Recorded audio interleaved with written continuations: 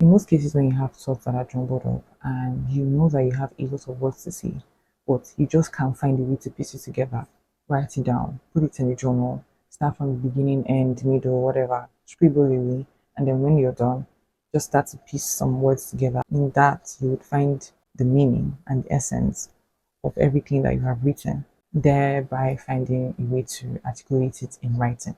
I think I do better articulating in writing than I do speaking, especially when I am full of words but not the right way to convey it. I did that right here. I wrote down how I'm feeling because I know that if I was waiting until I could finally verbally say what I have to say in an articulate way, then I will not have a video going up this week.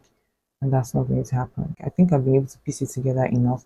And so if I'm looking down, that is why. Alright. I admit now that I skipped some pages to get to this moving on chapter. I wanted to move on so badly, so I changed everything physically. I moved states. I packed up my life in Abuja, a city I genuinely loved, and left. But I don't think I left because I was finished with it. I think I left because I was exhausted of what I looked like there. Foolish. Abuja held a version of my life that I was proud of at first, until I wasn't. Somewhere along the line, it became a place where I was trying, waiting, pushing, surviving, and not seeing the kind of results I thought I would see after years had passed. 5 solid years to be precise. So leaving wasn't just relocation, it was grief. I remember packing my things in that apartment I loved, a space that felt calm, structured, intentional, almost like a masked version of me I was trying to become, and I just left it all.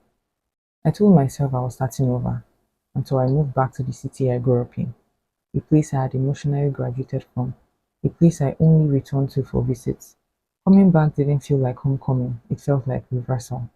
Like I had walked forward for years and suddenly found myself back at the beginning. And I think that's where the story started to get honest. Because when I arrived, I didn't magically feel renewed. I felt tired, still tired. But I still tried to fix something. I found a new apartment, one I liked, and almost immediately there were issues. Things to repair, sort out, manage. And I did what I always do. I handled it, I fixed it, I adjusted it, I made it work. Then I looked at myself. I started to look like burnout. Not just feel it, but look like it. So I changed my appearance a bit. I tried to reset the outside so the inside could follow. And in many ways, I was performing moving on. Not lying, not faking happiness, but acting out a version of I'm okay now, in the hope that if I kept acting it, I would eventually become it. But that's the thing about healing you rush. It doesn't respond to performance. It responds to God and time. And I wasn't there yet. Honestly, I'm still not there yet. I think this is the part of the story I didn't want to admit, because it sounds better to say I moved on than to say I'm still in between. But I am in between. Not who I was, not who I'm becoming, just in the middle of shedding. And there has been a lot of shedding.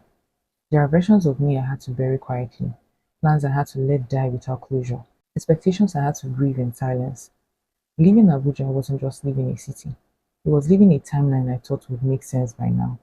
A timeline where 5 years of effort would translate into something visible, something I could point at and say, yes, this worked.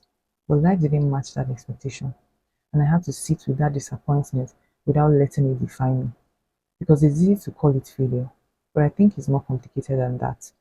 It's grief, it's detour, it's becoming something that doesn't show itself on paper yet, and still it hurts. Because I love that city. I love the air, the structure, the quiet discipline of it.